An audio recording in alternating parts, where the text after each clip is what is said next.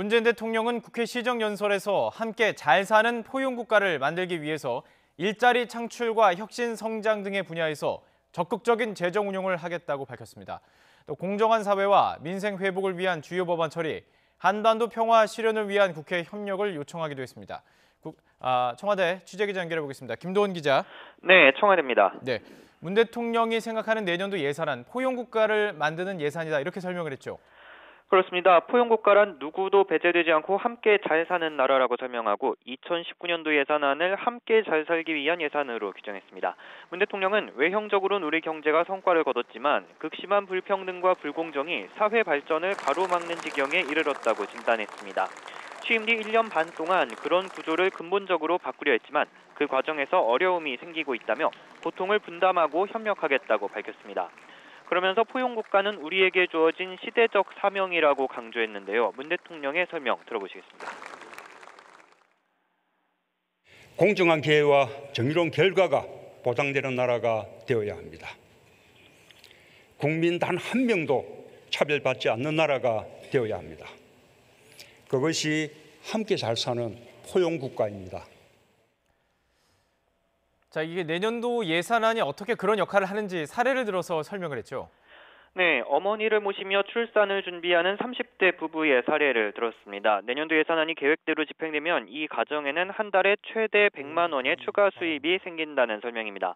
비정규직 여성에게도 출산급여가 월 50만 원 지급되고 아빠가 육아휴직을 하면 첫 3개월은 급여를 더 받을 수 있습니다. 또 신혼부부 임대주택 도입과 함께 최저 1.2%의 장기 저리 주택대출을 지원하고 기존 월급의 2배인 사회서비스형 어르신 일자리도 생긴다고 소개했습니다. 이 저성장에 대비한 적극적인 재정 운용도 강조했죠. 네, 내년도 예산안은 470조 원으로 10년 만에 최대 증가율을 기록했는데요. 문 대통령은 앞으로 저성장이 굳어질 위험이 있다면서 여력이 있는 지금 적극적인 재정 운용을 통해 선제적으로 대비해야 한다고 설명했습니다. 먼저 일자리 예산은 올해보다 22% 증가한 23조 5천억 원으로 청년과 취약계층의 일자리를 만드는 데 역점을 뒀다고 밝혔습니다. 또 혁신 성장을 위해 연구개발에 처음으로 20조 원 넘게 책정을 하고 데이터와 인공지능 등 8개 선도 사업에 5조 원 이상을 투입한다고 말했습니다. 근로장려금 확대, 기초생활보장, 생활 SOC 예산 등으로 사회안전망 강화와 삶의 질 개선도 챙기려 노력했다는 게 문 대통령의 설명입니다. 이번 정기국회에서 처리됐으면 하는 중점 법안들도 직접 언급했죠. 그렇습니다. 권력 적폐는 물론 생활 적폐 청산을 위한 법안, 민생 법안을 열거하면서 국회에 협조를 요청했습니다. 먼저 권력기관 개혁을 위해 검경 수사권 조정과 고위공직자범죄 수사처 설치 법안, 국정원법 개정안 처리를 부탁했습니다. 또 공정경제의 제도적 틀을 마련하기 위한 경제민주화 법안, 혁신 성장을 위한 규제 혁신 법안의 필요성도 강조했고요. 자치분권을 위한 지방일괄이양법 등 관련 법안의 신속한 처리도 당부했습니다. 이 밖에 서민과 소상공인, 자영업자를 위한 민생 법안에 대한 초당적 협력과 함께 적정한 쌀 직불금 목표 가격 설정도 협조를 요청했습니다. 한반도 평화도 중요한 주제였습니다. 판문점 선언 비준 동의 요청은 연설에서 언급을 하지 않았군요. 그렇습니다. 한반도 비핵화와 평화 프로세스에 국회도 함께해달라 이렇게 포괄적으로만 말을 했는데요.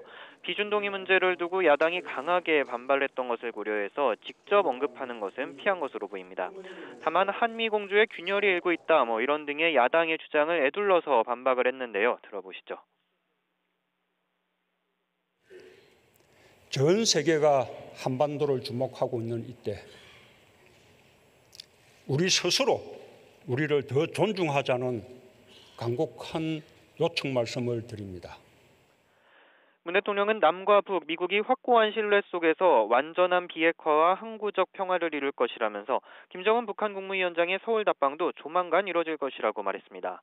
이와 함께 민생과 평화에는 여야가 따로 없다면서 이번 달 시작하는 여야정 상설협의체가 협치에 좋은 틀이 될 것으로 기대했습니다. 지금까지 청와대에서 YTN 김도원입니다.